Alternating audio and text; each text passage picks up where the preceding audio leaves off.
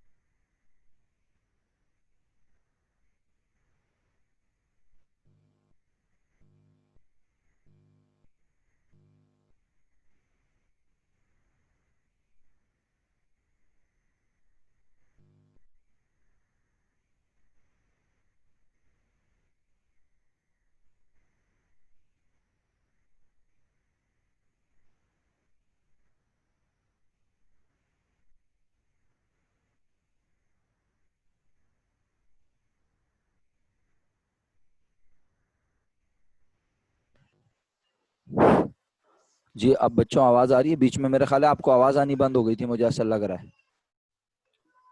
जी sir, नहीं आ रही थी आवाज़। हाँ, अब आवाज़ आ रही है आपको। कभी ऐसा हुआ करे आवाज़ ना आए तो मुझे बता दिया करें मैसेज करके, या फिर अनम्यूट करके बोल दिया करें सर आपकी आवाज़ नहीं आ रही। लेकिन ये देख लिया करें कि मेरा माइक है ना, ये माइक देखें, अभी जैसे मैं बात कर रहा हूँ तो मेरा माइक मुस्तकिल अप डाउन हो रहा है, नज़र आ रहा होगा आप लोगों को, है ना। ठीक है। पार्टिसिपेंट्स में जाके चेक करें, मेरा माइक आपको अप डाउन होता नज़र आ रहा है, राइट। जी लेकिन जब जी मैं म्यूट होऊंगा तो डेफिनेटली वो तो फिर मैंने म्यूट किया, इसका मतलब है अभी खामोशी इख्तियार की हुई है। बट अगर मेरा माइक जी। खुला हुआ है और मैं बात नहीं कर रहा हूँ तो वो आप देख लिया करें। अच्छा चलें, अपनी बात को वहीं से कंटिन्यू कर लेते हैं। मेरे बच्चों, पर्पस ऑफ अकाउंटिंग हम पढ़ चुके हैं। आज की क्लास में ब्रांचेस ऑफ अकाउंटिंग और अकाउंटिंग की डेफिनेशन को कोशिश करके निपटाते हैं जल्दी से। सही है, आपका साथ चाहिए होगा थोड़ा सा। देखें, बात यह है कि हमने कहा अकाउंटिंग जो पढ़ी जाती है उसका बुनियादी मकसद क्या है? कारोबार करने वाले को कारोबार की इंफॉर्मेशन फराहम करना, ताकि वो सही मुआशी फैसले, पैसों से मुतालिक तमाम सही फैसले ले सके। यही पढ़ी ना डेफिनेशन? किसी को एतराज है? नहीं सर। बिजनेस के मालिक को वो तमाम जरूरी बातें पता चलें अकाउंटिंग करने से, जो कि उसको फैसला करने में, सही फैसला करने में मदद दें।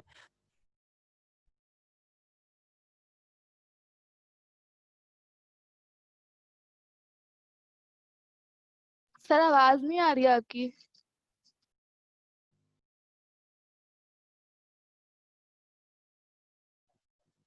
Hello, cut.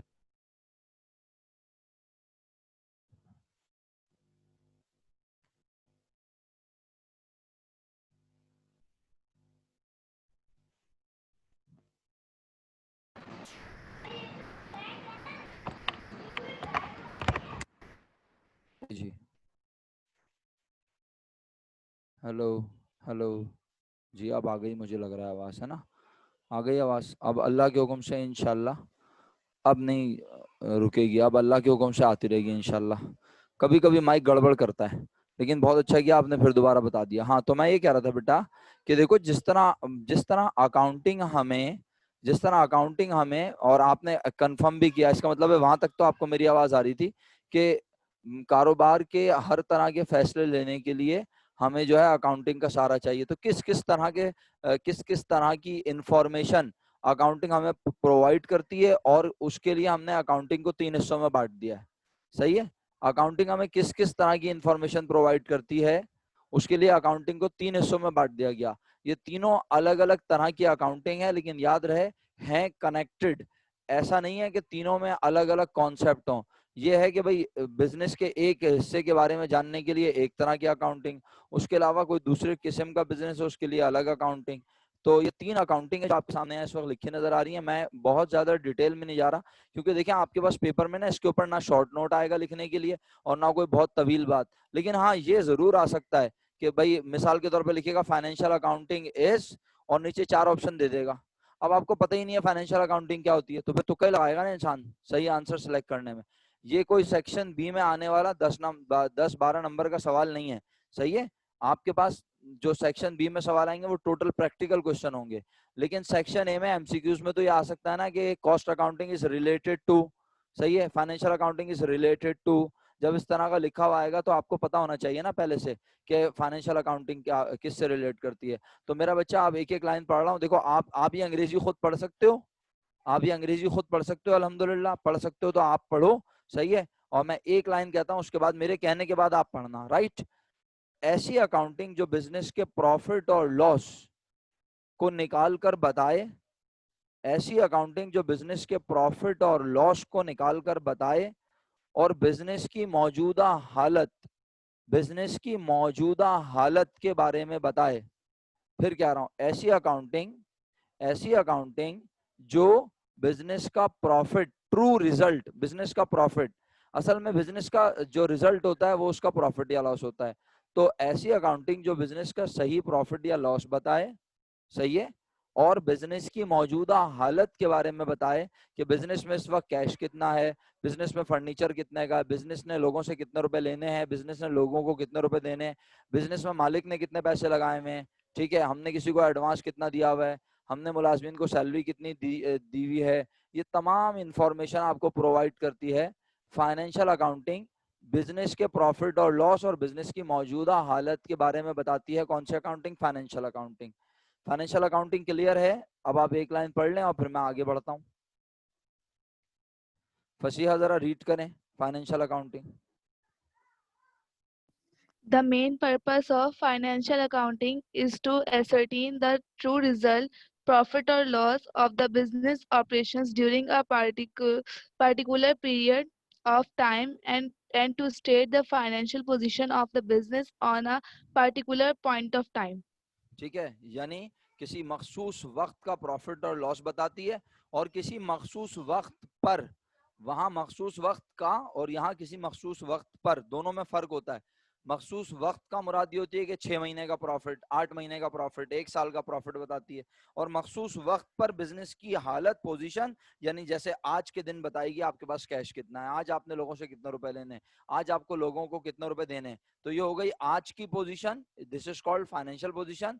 और फाइनेंशियल परफॉर्मेंस बताती है, जिसका मतलब होता है कि पिछले 1 महीने में आपने क्या क्या खर्चा किया, क्या कमाया, कितने रुपए खर्च किए, और क्या प्रॉफिट कमाया, कितने रुपए कमाए, कितने रुपए खर्च किए, और इसके डिफरेंस से आपको प्रॉफिट और लॉस बताती है। तो वो प्रॉफिट लॉस 1, 2, 3, 4 महीने का, मैक्सिमम 1 साल का बताती है, और फाइनेंशियल पोजीशन किसी पर्टिकुलर डे की बताती है। उम्मीद करता हूँ आप सब क्लियर होंगे। इसके बाद कॉस्ट अकाउंटिंग क्या बताती है? आपको याद है मैंने बताया बिजनेस कितने तरह के होते हैं? देर लगाएंगे आप, मैं खुद ही बता देता हूँ, चलें। बिजनेस 3 तरह के होते हैं मैंने बताया, ट्रेडिंग, मैन्युफैक्चरिंग और सर्विस, ठीक है। और मैन्युफैक्चरिंग बिजनेस के बारे में हमने पढ़ना है बैचलर्स में। तो मैन्युफैक्चरिंग बिजनेस क्या होता है? ऐसा कारोबार जो सामान को क्या करता है, अब कंप्लीट तो कर दो सेंटेंस। वेरी गुड, जो सामान को बनाकर भेजता है। बनाकर बेचता है। Very good, excellent. तो जो कारोबार सामान को बनाकर बेचे, वो ये भी तो मालूम करेगा ना कि वो सामान उसने कितने रुपए का बनाया। सुन रहे हैं मेरी बात? वो ये भी तो देखेगा, मैंने सामान बनाया तो ये सामान मैंने बनाया कितने का। तो बनाए हुए सामान की कीमत निकाल कर बताती है कौन सी अकाउंटिंग? कॉस्ट अकाउंटिंग, ठीक है। आपने कोई प्रोडक्ट बनाई, आप मशीन बनाकर बेचते हैं, आप एसी बनाकर बेचते हैं, आप मार्कर और पेन बनाकर बेचते हैं, आप किताबें बनाकर बेचते हैं। तो एक किताब कितने रुपए की बनती है? किताब को बनाने पर किस किस तरह का खर्चा होता है? किताब को बनाने पर कोई मटेरियल जो लगता है वो कितना लगता है? कोई वेस्टेज तो नहीं होती? आपका माल प्रोडक्ट बनते हुए जाया तो नहीं होता? समझ रहे हैं? अगर आप पकवान सेंटर हैं तो आप खाना बनाते हैं, तो खाना बनाने की कॉस्ट क्या आती है? सही है, आप खाना बनाकर लोगों को देते हैं तो उसकी कॉस्ट क्या आती है, आपका कितना खर्चा होता है, ये इन्फॉर्मेशन कौन सी अकाउंटिंग प्रोवाइड करती है, कॉस्ट अकाउंटिंग। मेरा ख्याल है क्लियर है। जल्दी से आगे बढ़ूं, इजाजत है। सादिया पढ़ लें जरा पैराग्राफ जल्दी से। The main objective of cost accounting is to determine the cost of goods manufactured or produced by the business. It also helps the management of the business in controlling the cost by indicating avoidable losses and waste. यानी ये सिर्फ सिर्फ ये नहीं बताती कि हमने जो प्रोडक्ट बनाई वो कितने रुपए की बनाई, बल्कि हमें साथ साथ ये भी बताती है कि जो हम प्रोडक्ट बना रहे हैं उसको बनाने में हमें कहाँ कहाँ हम नुकसान से बच सकते हैं और कहाँ कहाँ वेस्ट से बच सकते हैं, उसको कंट्रोल करने में भी मदद देती है। जाहिर सी बात है, जब आप ये देखेंगे कि एक प्रोडक्ट को बनाने में 5 किलो मटेरियल लगना चाहिए और अगर 6 किलो लग रहा है, तो आप अगर देख लेंगे तो आप उसको कंट्रोल करेंगे। लेकिन अगर आप देखेंगे ही नहीं, आप हिसाब किताब ही नहीं रखेंगे, तो फिर आप उसे कंट्रोल नहीं कर पाएंगे। जब प्रोडक्ट बन जाएगी तो पता चलेगा कि यार इतने मटेरियल में तो इतनी प्रोडक्ट बननी चाहिए थी, लेकिन ये तो कम बनी। क्यों? क्योंकि प्रोडक्ट बनाते हुए मटेरियल क्या हो गया, जाया। बात समझ रहे हैं? जैसे मिसाल के तौर पे एक बड़ी अच्छी मिसाल दूं, अगर आप घर का खाना बनाना शुरू कर दें पूरे महीने, तो बेटा 20 दिन के बाद ही तेल और नमक मिर्ची सब खत्म हो जाएंगी। क्यों? क्योंकि हो सकता है कि आप जितने डालने हो उससे ज्यादा डालें। सही है? तो होगा क्या नतीजा, कि खाना तो बनेगा, लेकिन क्या होगा कि ज्यादा चीजें डालने से पूरे महीने का जो बजट था वो आउट हो जाएगा। तो आपकी वालदा जो होती हैं वो बेहतरीन बजट को कंट्रोल करती हैं। उन्हें पता होता है कि इतनी चीज में इतना बनेगा, तो वो वेस्ट होने से बचाती हैं, एक्स्ट्रा नहीं डालती चीजें। समझ रहे हैं? आई होप आप समझ रहे होंगे दोनों। आइए आगे चलता हूँ, मैनेजेरियल अकाउंटिंग की बात करता हूँ। मैनेजेरियल अकाउंटिंग का मतलब है टॉप लेवल अकाउंटिंग। इसको स्ट्रेटेजिक मैनेजमेंट अकाउंटिंग भी कहते हैं। कौन सी accounting? Strategic management accounting. Managerial accounting यानी टॉप लेवल अकाउंटिंग होती है। सर क्या करते हैं, इस अकाउंटिंग का क्या मकसद है, ये क्या बताती है? ये टॉप मैनेजमेंट को ये बताती है कि हमें किसी सामान को बनाकर बेचना चाहिए या सामान को खरीद कर बेचने से ज्यादा फायदा होगा, हमें हमें फैक्ट्री बंद कर देनी चाहिए या हमें फैक्ट्री को और चलाना चाहिए। यानी ये फैसले करने में मदद देती है। क्या करने में? फैसले करने में मदद देती है। ऐसी अकाउंटिंग जो टॉप मैनेजमेंट को, टॉप मैनेजमेंट कहते हैं यानी बिजनेस ओनर को, और जो लोग कारोबार को चलाते हैं टॉप मैनेजमेंट डायरेक्टर्स, इन लोगों को बिजनेस के बारे में सही फैसले करने में मदद फराहम करती है। कैसे? इंफॉर्मेशन प्रोवाइड करके। हम कह सकते हैं कि किसी हद तक मैनेजेरियल अकाउंटिंग फाइनेंशियल और कॉस्ट अकाउंटिंग का कॉम्बिनेशन होती है, लेकिन ये बहुत एडवांस लेवल पर होती है। यानी फाइनेंशियल अकाउंटिंग, सिर्फ फाइनेंशियल अकाउंटिंग पढ़ें तो एक अलग चीज, सिर्फ कॉस्ट अकाउंटिंग पढ़ें तो एक अलग चीज, क्योंकि दोनों का पर्पस मैंने आपको बता दिया क्या क्या है, दोनों क्या क्या चीजें आपको बता रहे हैं। सही है? लेकिन अगर प्यारे बच्चों टॉप मैनेजमेंट ये जानना चाहे कि ये प्रोडक्ट बना के बेचने से फायदा होगा या खरीद के बेचने से फायदा होगा, हम हम जो है क्या ऐसा काम करें कि हमारा प्रॉफिट बिजनेस का बढ़ जाए, तो ये सारी इंफॉर्मेशन हमें प्रोवाइड करती है कौन सी accounting? Managerial accounting. And managerial accounting is basically जो है वो combination of financial accounting and cost accounting, दोनों इंफॉर्मेशन मिलाकर बनती है मैनेजेरियल अकाउंटिंग। क्लियर? बताइए, यहाँ तक आप क्लियर हैं? आगे बढ़ूं? आप दोनों क्लियर हैं, सादिया और फसिया? जी सर। ओके मेरा बच्चा, तो बस अब हम अल्लाह के हुक्म से अकाउंटिंग की डेफिनेशन पर आ गए। अकाउंटिंग की डेफिनेशन पर आ चुके हैं। मेरा ख्याल है थोड़ी बहुत पहले डिस्कस हुई है बातों बातों में। जैसे आप लोगों ने बोला था कि अकाउंटिंग का मतलब तो सर काउंटिंग है, काउंटिंग का मतलब गिनना, हिसाब किताब करना। तो फिर अल्हम्दुलिल्लाह वहां तक ये भी बात हो चुकी है हमारी, अगर आपको याद हो कि भाई हिसाब किताब तो आप जानते हैं ना, हिसाब किताब तो एक ठेले वाला भी जानता है, हिसाब किताब तो एक दूध की दुकान वाला भी जानता है, छोटी सी बेकरी वाला भी जानता है, और गली मोहल्ले की दुकान वाला भी जानता है। हिसाब किताब तो एक चिंची चलाने वाला भी जानता है। उसने नहीं पढ़ा लिखा होता लेकिन फिर भी वो जानता है हिसाब किताब, क्योंकि हिसाब किताब दुनिया में सभी को आता है। बात समझ रहे हैं आप मेरी? लेकिन क्या सब लोगों को वैसा हिसाब किताब आता है जैसा कि एक अकाउंटेंट को आता है? No, sir. No sir. नहीं आता है ना। बिल्कुल इसी तरह ये बात मैंने पहले भी शायद की, और अगर नहीं की तो इसीलिए मैं आपको मिसाल दे रहा हूँ। अगर मैं आप दोनों से बोलूं, सादिया से और फसीहा से बोलूं कि बेटा आप दोनों गाना गा सकती हैं, तो आप क्या बोलेंगी? जवाब दीजिए। सवाल सर। सुन। हाँ सादिया बोल रही है जी सर। फसिया आप क्या कहती हैं? जी सर, गा सकते हैं। हाँ तो आप दोनों सिंगर हैं क्या? No sir. हाँ, गाना गा सकना एक अलग बात है और सिंगर होना एक अलग बात है। अच्छा चले मैं एक और मिसाल देता हूँ। क्या आप दोनों बच्चों को पढ़ा सकती हैं? हो सकता है आप बोले सर मैं तो पढ़ा रही हूँ माशाल्लाह। बताइए क्या आप दोनों बच्चों को पढ़ा सकती हैं? जी सर, पढ़ा सकते हैं। पढ़ा सकते। क्या आप टीचर हैं? नो। तो टीचर बनने के लिए आपके अंदर कुछ कैरेक्टरिस्टिक्स, कोई स्किल्स, कोई खास क्वालिफिकेशन, ट्रेनिंग, ये सब होना चाहिए। क्या ख्याल है ना? एक तो होता है ना बस गली मोहल्ले के टीचर बन जाते हैं, वो वाले टीचर की बात नहीं हो रही। यानी अगर आप वाकई प्रोफेशनल टीचर बनना चाहते हैं, आप अपनी जिंदगी में कैरियर अपना जो है वो टीचिंग लाइन में आना चाहते हैं, तो आपको टीचिंग सीखने की जरूरत होती है। ऐसा नहीं है कि आप किसी के पास जाते हैं और बोलते हैं हमें सिखाओ कैसे पढ़ाते हैं, नहीं। ट्रेनिंग्स होती हैं डिफरेंट तरह की, वो ट्रेनिंग आपको बताती हैं कि भाई किस तरह से पढ़ाते हुए आपने बच्चे की नफ्सियात को कैसे देखना है, अपना जेस्टर एंड पोस्टर किस तरह का प्रेजेंट करना है। अच्छा इसी तरह मिसाल के तौर पे मैं आपसे कहता हूँ कि जनाब आखिरी मिसाल दे दूं, बस 2 मिसालें दे दी। जनाब जनाब जनाब जनाब आप खाना बना सकती हैं दोनों? जी सर। जी बना सर, सकती। बना तो सकते क्या हैं। मैं आप दोनों को शेफ बोलूं? नो। आप दोनों प्रोफेशनल शेफ हैं? आप कहेंगे नहीं सर हम प्रोफेशनल शेफ। नहीं।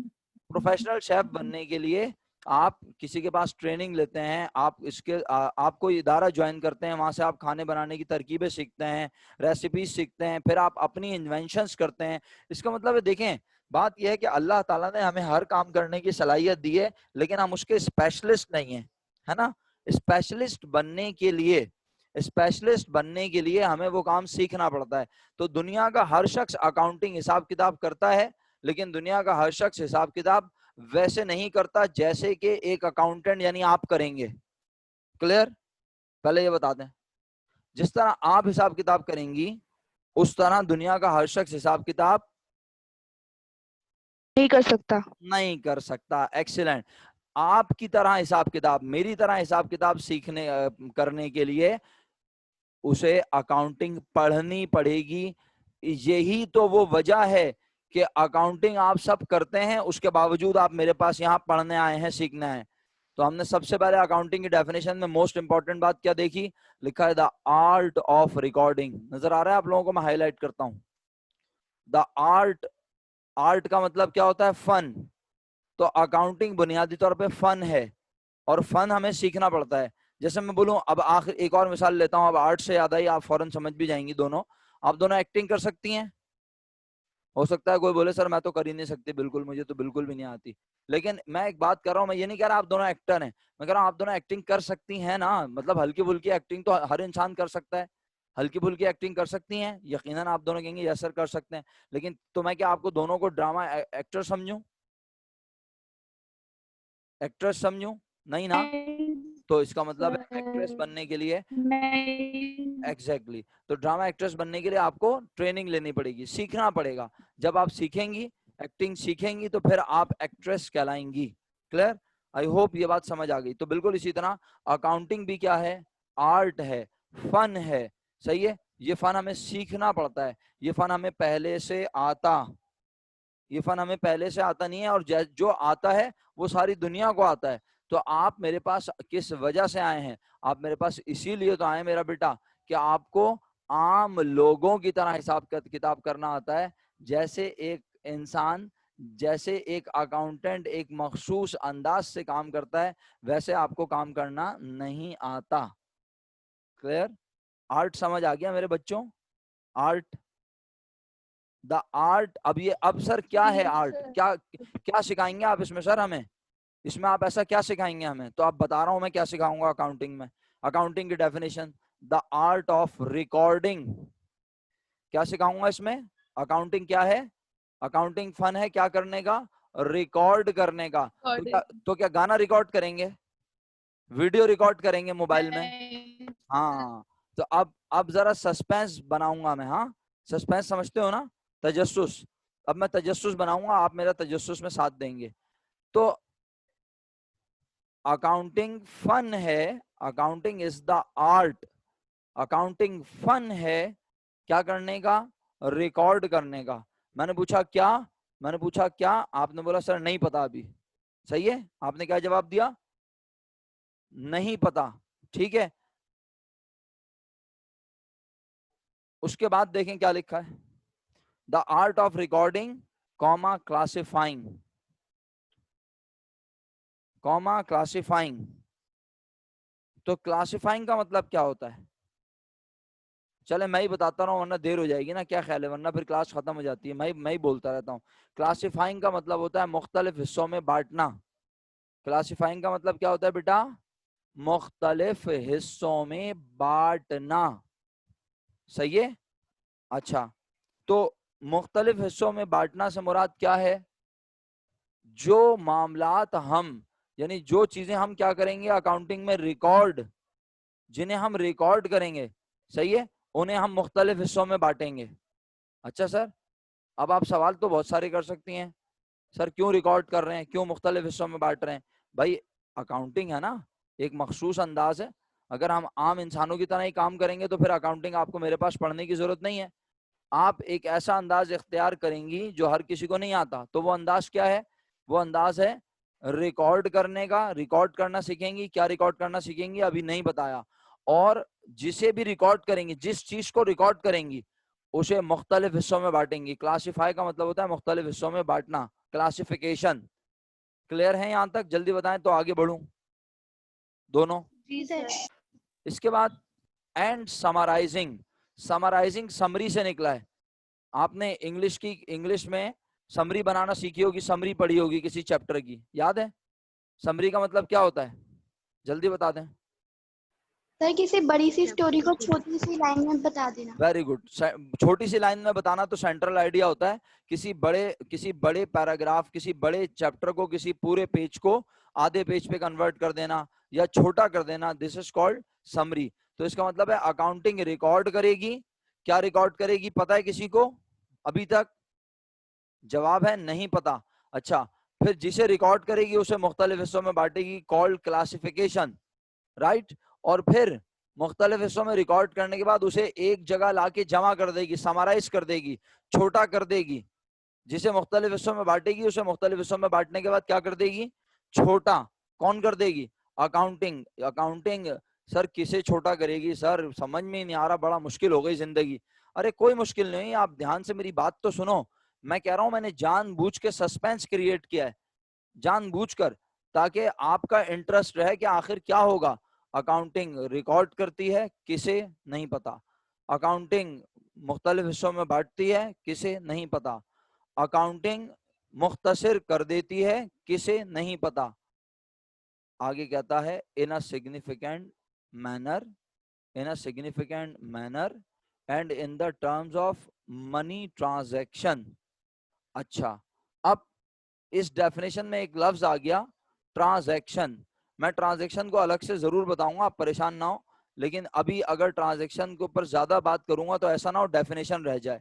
तो मैं बहुत लिमिट में रहते हुए ट्रांजैक्शन बताता हूं क्या होती है। सही है, ये देखें, आगे मैंने आपको ट्रांजैक्शन पढ़ाना भी है, ये लिखा हुआ मेरे पास।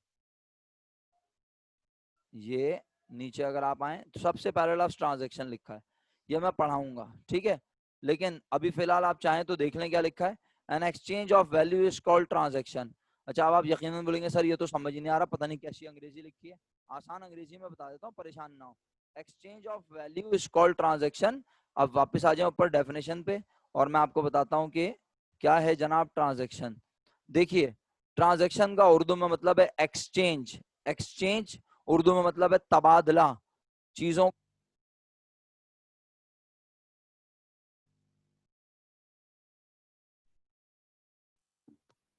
आवाज नहीं आ रही।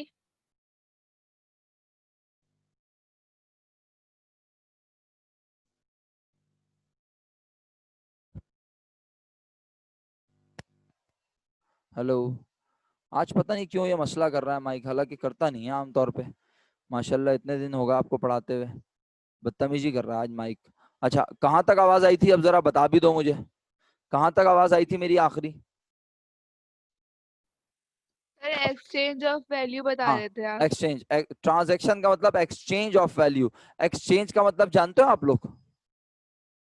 एक्सचेंज का मतलब तबादला, चीजों का लेना और देना।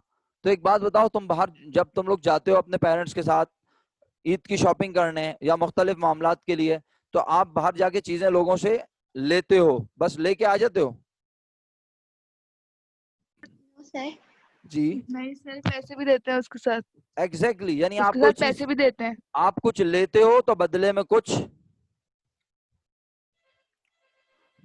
देते हो, क्या ख्याल देते हैं। है ना? तो बुनियादी जी तौर पर मेरे बच्चों, ट्रांजैक्शन का मतलब है कोई चीज लेकर बदले में कुछ देना। सही है? कोई चीज लेकर बदले में कुछ देना। ट्रांजैक्शन का मतलब है एक्सचेंज ऑफ वैल्यू। सही है मेरे बच्चों, बात समझ आ रही है? अच्छा सर, अभी भी समझ नहीं आ रही। एक बात बताओ, आप कोचिंग सेंटर आए हो, क्या लेने आए हो? अरे मेरी आवाज आ रही है? कोचिंग सेंटर क्या लेने आए हो एक तरीके से? आप कोचिंग सेंटर में क्या कर रहे हो बच्चों? तालीम। तालीम ले रहे हो। तो बस सिर्फ ले रहे हो या बदले में कुछ दे भी रहे हो? सर फीस देते। एक्सीलेंट मेरा बेटा। हर ऐसा लेन देन जिसमें पैसा इन्वॉल्व हो जाए, वैल्यू इन्वॉल्व हो जाए। क्या इन्वॉल्व हो जाए? वैल्यू। वैल्यू का लफ्ज बड़ा इंपॉर्टेंट है, आप वैल्यू नहीं सुनेंगे तो आप परेशान हो जाएंगे। हर ऐसा लेन देन जिसमें क्या इन्वॉल्व हो जाए? वैल्यू, उसे कहते हैं ट्रांजैक्शन। क्या कहते हैं उसे? ट्रांजैक्शन। अच्छा अभी भी क्लियर नहीं है ना, तो मैं और क्लियर करता हूं, अल्लाह के हुक्म से समझा दूंगा, परेशान ना हो। देखो एक मिसाल है, जनाब मैं आपको एक कागज देता हूँ, कॉपी फसीहा की कॉपी में से फाड़ता हूँ और सादिया को बोलता हूँ ये लो कागज लो और लाओ बेटा मुझे 500 रुपए दे दो। हाँ भाई सादिया, तुम 500 रुपए दे दोगी मुझे? सादिया बेटे, मैं जी फसीहा सर। के मैं फसीहा के रजिस्टर से एक पेज फाड़ता हूँ और आपको देता हूँ और बोलता हूँ लाओ सादिया 500 रुपए दे दो, आप मुझे दे दोगी? जी सर दे दूंगी। अबे यार, ये कैसे शरीफ लोगों से पाला पड़ गया मेरा। अबे फटे हुए पेज के 500 रुपए किस बात के दोगी तुम मुझे? हैं फसीहा? अब तुमसे पूछता हूँ, मैंने सादिया की नोटबुक में से, रजिस्टर में से एक पेज आधा फाड़ा, उस पर कुछ भी नहीं लिखा हुआ, ऐसी पेज फाड़ा और आपको दिया और बोला लाओ फसीहा 500 रुपए दे दो, तुम दे दोगी? अरे पढ़ रहे हैं। नहीं सर। अच्छा जबरदस्त। चलो भाई, सादिया तो बेचारी मासूमियत में मारी गई, वो तो ऐसी पैसे दे देती है, लेकिन फसीहा थोड़ी अकलमंद है, बोलेगी नहीं दूंगी। अच्छा फसीहा चलो 250 रुपए दे दो। नहीं। अच्छा चलो 100 रुपए दे दो बस।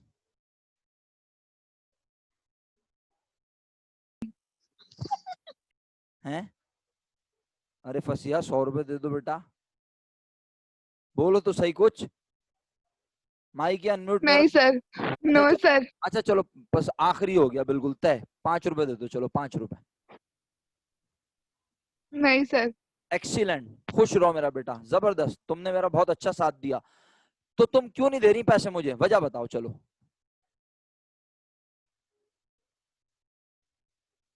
बताओ। क्योंकि सर वो फटा हुआ पेज है और उस पर कुछ काम भी नहीं है, मुझे जरूरत ही नहीं है उसकी, तो फिर मैं क्यों दूं? जबरदस्त जबरदस्त, खुश रहो मेरा बेटा, जीती रहो मेरा बेटा। इसका मतलब ये हुआ कि उस कागज की तुम्हारे लिए कोई वैल्यू, बोलो, है? नहीं है। नहीं है। उस कागज की अगर तुम्हारे लिए वैल्यू नहीं है तो तुम उसके लिए 1 रुपया भी देने को तैयार नहीं होगी, है ना? मिसाल के, अब क्लास होती तो मैं तुम लोगों को लाइव बताता, मैं क्लास में से कहीं से ऐसी कोई रैपर उठाता छालिया का और देता सादिया को, और सादिया से बोलता लाओ सादिया 20 रुपए दे दो, तो सादिया तो ऐसी मासूम है बेचारी, 20 रुपए देके चली जाती है ना? इसी तरह मैं किसी दिन क्लास में से थोड़ी सी मिट्टी उठाता कहीं से और सादिया को देता और बोलता लाओ सादिया 50 रुपए दे दो, सादिया इतनी मासूम है बेचारी दे देती। अरे भाई, इन सब चीजों की आपके लिए कोई वैल्यू नहीं है। तो बस ऐसा लेन देन, ऐसा लेना और देना जिसमें क्या इन्वॉल्व हो? वैल्यू, उसे कहते हैं ट्रांजैक्शन। यानी मिसाल के तौर पर, अब सुनना जरा मेरी बात। मैंने फसीहा को एक पेज फाड़ के दिया सादिया की नोटबुक से, और फसीहा ने भी क्या किया? पेंसिल पेंसिल जो है वो शार्प की, उसका कचरा मुझे दे दिया। सुन रहे हैं आप? आप सुन रही हैं सादिया, क्या हुआ? जल्दी से बताओ क्या हुआ, क्या किया हमने, सर जल्दी ये बताओ। एक्सचेंज ऑफ वैल्यू हुई ना। अच्छा, ये इसमें वैल्यू कौन कहाँ से इन्वॉल्व है, जरा बताना। फटे हुए कागज वैल्यू हैं तुम। वैल्यू नहीं। वैल्यू एक्सचेंज तो है, एक तबादला तो हो रहा है कि मैं इनसे पेंसिल का कचरा ले रहा हूँ और ये मुझसे फटा हुआ कागज ले रही है, लेकिन इस वैल्यू कहाँ है भाई? आपके नजदीक इसमें से किस चीज की वैल्यू है मासूम इंसान? इसमें से किसी भी चीज की वैल्यू नहीं है। क्यों भाई फसिया, तुम क्लियर हो? जी सर। तो बस अब ये सादिया को भी थोड़ा सा समझा देना, ये तुम्हारी दोस्त है ना, इसकी समझ नहीं आ रहा है, ये बड़ी मासूम है, ये चीज हर चीज के पैसे दिए जा रही है भाई, ये तो बोल रही है चलो पेंसिल का कचरा दे दो उसके भी पैसे ले लो, सही है। अच्छा चलो अब क्लियर है अल्हम्दुलिल्लाह। तो ट्रांजैक्शन क्या है बेसिकली? ऐसा लेन देन, ऐसा लेना और देना, ऐसी चीजों का तबादला जिनकी क्या हो मेरा बेटा, जिनकी क्या हो वैल्यू। ऐसा लेना और देना जिसकी क्या हो वैल्यू, उसे कहते हैं ट्रांजैक्शन। बताओ ईमानदारी से, ट्रांजैक्शन थोड़ी क्लियर हो गई है? मैं और भी बोल सकता हूँ लेकिन फिर हमारे पास वक्त खत्म हो जाएगा, हमारी डेफिनेशन रह जाएगी। मैं चाह रहा हूँ आज डेफिनेशन खत्म कर दूं ताकि फिर आप आहिस्ता आहिस्ता थोड़ा सा आपको प्रैक्टिकल की तरफ लेकर आना है और आपको तैयार करना है जहनी तौर पर, ऐसा ना हो वक्त कम पड़ जाए फिर। जी आप दोनों ईमानदारी से बताएं, आप ट्रांजैक्शन के वर्ड पे क्लियर हैं या मैं इस पर और रोशनी डालूं, चला दूं रोशनी डाल के? जी सर, समझ में आ गई है। ओके, और सादिया तुम जिंदा हो दिमागी तौर पे? जी सर ओके, आ गया। ओके मेरा बेटा। तो बस अब बात यह है कि हम कह रहे हैं अकाउंटिंग फन है रिकॉर्ड करने का, लिखने का, मुख्तलिफ हिस्सों में बांटने का और एक जगह लाके जमा करने का, समरी बनाने का। किसे किसे? एक मखसूस अंदाज में, और किसे? बिजनेस के मामलात, ट्रांजैक्शन मामला, लेन देन, वो लेन देन जो पैसों में होते हैं, एंड इवेंट्स, और वो मामला जो पैसों में होते हैं, which in part at least of a financial character, जिसमें कोई ना कोई एक पैसों वाली बात हो, पैसों की खासियत हो। ठीक है, चाहे हम किसी से उधार पे पैसे, उधार पे माल ले लें, हम जाएं दुकान से सामान खरीदें और बोले भाई अभी पैसे नहीं है हम बाद में देंगे, लेकिन जाहिर सी बात है जो सामान लिया है उस सामान की हमारे लिए क्या है, बोलो, उस सामान की हमारे लिए क्या होगी? वैल्यू। वैल्यू होगी। तो इसका मतलब है फाइनेंशियल कैरेक्टरिस्टिक होगी उसके अंदर। तो अकाउंटिंग, अब सुनना, अकाउंटिंग फन है। अब मैं समराइज कर रहा हूँ, वक्त भी हमारे पास तकरीबन 5 मिनट के करीब करीब है, तो मैं समराइज करता हूँ ताकि आप अच्छे से समझ जाएं। मेरे प्यारे बच्चों, इतनी देर से मैंने सस्पेंस क्रिएट किया हुआ था ना कि क्या रिकॉर्ड करेंगे, किसे मुख्तलिफ हिस्सों में बांटेंगे और किसे एक जगह लाके जमा करेंगे। तो अब मैं सस्पेंस तोड़ता हूँ और जवाब देता हूँ। Accounting is an art of recording, classifying, summarising and in the terms in a significant manner and in the terms of money transaction and events। तो इसका मतलब आसान उर्दू में ये हुआ कि अकाउंटिंग मामलात को, पैसों में होने वाले मामलात को, और खास तौर पे अगर मैं फर्स्ट ईयर के कॉन्टेक्स्ट में बोलूं, फर्स्ट ईयर के कॉन्टेक्स्ट में, हाँ, तो मैं यहाँ बिजनेस का लफ्ज भी ऐड कर देता हूँ, क्योंकि फर्स्ट ईयर में हम सारी अकाउंटिंग बिजनेस के लिए पढ़ेंगे। याद है ना आपको ये बात? मैंने आपको कल या परसों ही बताई थी ये बात, जब मैंने आपको थोड़ा सा पेपर का वो बताया था, याद है? हम फर्स्ट ईयर में सारी अकाउंटिंग किसके लिए पढ़ेंगे? बिजनेस के लिए। वैसे बिजनेस के अलावा भी काम होते हैं ना दुनिया में, जैसे कि आप लोग बता रहे थे सर वेलफेयर सोसाइटी और इस तरह के, उनके भी, उनका भी हिसाब किताब हो सकता है, लेकिन हम फर्स्ट ईयर में सारी अकाउंटिंग किसके लिए पढ़ेंगे? बिजनेस के लिए। तो अकाउंटिंग फन है, बस अब मैं आपके सामने उर्दू में पेश कर रहा हूँ। अकाउंटिंग फन है बिजनेस में होने वाले लेन देन, बिजनेस में होने वाले एक्सचेंज, बिजनेस में होने वाले मामलात। ट्रांजैक्शन का मतलब सुन रहे हैं आप? अकाउंटिंग फन है, accounting is an art, accounting fun है रिकॉर्ड करने का। लेकिन क्या, मैं जवाब दे रहा हूं आप लोगों को, आप मेरी बात सुन रहे हैं ना? अकाउंटिंग फन है बिजनेस में होने वाले लेन देन, बिजनेस ट्रांजैक्शन, बिजनेस के मामलात को लिखने का, रिकॉर्ड करने का। अब समझ आया? अभी बस ये एक बात समझाइए, अकाउंटिंग क्या है? फन। किस चीज का फन है मेरा बेटा? बिजनेस के मामलात को लिखने का। बिजनेस के मामलात क्या होते हैं? कारोबार में हमने पैसे लगाए, हमने माल खरीदा, हमने माल बेचा, हमने मुलाजमीन को तनख्वाह दी, हमने बिजली का बिल भरा, ये सब बिजनेस के क्या होते हैं? मामलात। ऐसा है या नहीं? आप लोग जिंदा हैं, मेरी बात समझ रहे हैं? ये सब बिजनेस के क्या कहलाते हैं? मामलात। तो बिजनेस, अकाउंटिंग बिजनेस के मामलात को लिखने का। अब यकीनन आप कहेंगे सर कहाँ लिखते हैं, दीवारों पे लिखते हैं क्या? नहीं, भाई मैनुअल अकाउंटिंग कर रहे हैं तो रजिस्टर्स में लिखते हैं, और अगर कंप्यूटराइज अकाउंटिंग कर रहे हैं तो कंप्यूटर में लिखते हैं। तो अकाउंटिंग फन है बिजनेस के मामलात को रिकॉर्ड करने का, जिन मामलात को रिकॉर्ड किया उन्हें मुख्तलिफ हिस्सों में बांटने का, और उन्हीं मामलात को एक जगह लाके जमा करने का। समझ आ रही है मेरी बात? अकाउंटिंग फन है बिजनेस के मामलात को लिखने का, मुख्तलिफ हिस्सों में बांटने का, एक सर जगह ला। जी मेरा बेटा क्लियर है फसीहा? सर जी बेटा। मैं बोल रही हूँ, थोड़ा हल्के हल्के बोल रहे हैं, मैं थोड़ा सा लिख भी रही हूँ आप जो बोल अरे रहे हैं। अरे इतना हल्के हल्के तो बोल रहा हूँ, मेरा बच्चा दो दो बार तो बोल देता हूँ। अच्छा चलो लिख लो, अकाउंटिंग फन है। वैसे एक बात बताऊं, उर्दू में ना लिखो, तुम इसको समझने पे ध्यान दो, सही है? क्योंकि सिर्फ तुम्हें समझाना है असल काम, तुम समझाने में कामयाब हो जाओगी तो बस इनफ होगा। अच्छा, अकाउंटिंग फन है बिजनेस के मामलात को, बिजनेस मामलात कहते हैं किसे? ट्रांजैक्शन। बिजनेस के मामलात को लिखने का, रिकॉर्डिंग का मतलब लिखना, सही है? क्लासिफाइंग मुख्तलिफ हिस्सों में बांटने का, समराइजिंग एक जगह लाके जमा करने का। अकाउंटिंग फन है बिजनेस के मामलात को लिखने का, मुख्तलिफ हिस्सों में बांटने का, एक जगह लाके जमा करने का, इन अ सिग्निफिकेंट मैनर, एक मखसूस अंदाज से। इन अ सिग्निफिकेंट मैनर, एक मखसूस अंदाज से। और आखिरी इंपॉर्टेंट बात, ये जो बिजनेस के मामलात होंगे इन सब के अंदर कोई माली बात होगी, पैसों से रिलेटेड बात हो रही होगी।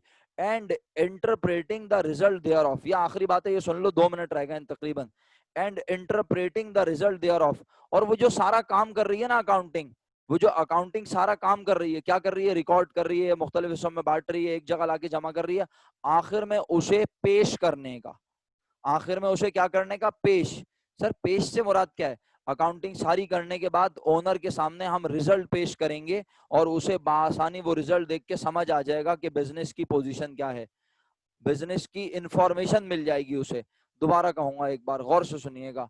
मिसाल के तौर पर जनाब, फिर इंशाल्लाह अगली क्लास में इससे कंटिन्यू करेंगे, आप दोबारा पूछ लीजिएगा, क्योंकि अब वक्त खत्म हो रहा है ना, तो मैं अपनी डेफिनेशन कंप्लीट करता हूँ। अकाउंटिंग फन है बिजनेस के मामलात को लिखने का, मुख्तलिफ हिस्सों में बांटने का, उन्हें एक जगह लाके जमा करने का, और किसी के सामने पेश करने का। और ये सब काम एक मखसूस अंदाज से होगा, वो मखसूस अंदाज हर किसी को आता नहीं है। ठीक है? अच्छा, अब अगर आप कहते हैं सर थोड़ा सा और क्लियर करें, तो मैं आखिरी एक कोशिश कर लेता हूँ, वक्त अगरचे कि किसी वक्त खत्म हो जाएगा। मैं फी अमानिल्लाह पहले ही कह देता हूँ मेरी तरफ से अल्लाह हाफिज, लेकिन आप सुनिएगा जुमला। मिसाल के तौर पे एक डॉक्टर साहब ने एक क्लिनिक खोली, देखते ही देखते उन्होंने क्लिनिक में बहुत सारे डॉक्टर रख लिए और हॉस्पिटल बना लिया।